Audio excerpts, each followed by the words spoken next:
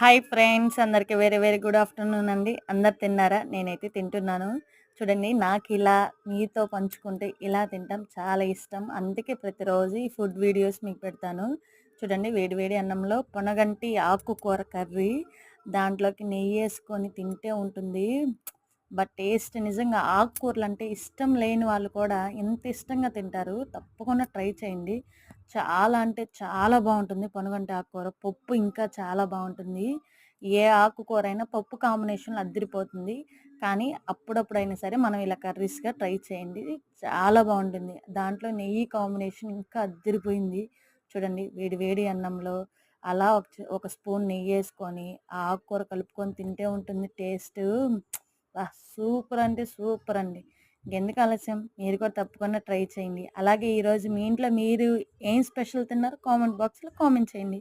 నా వీడియో మీకు నచ్చితే ఒక చిన్న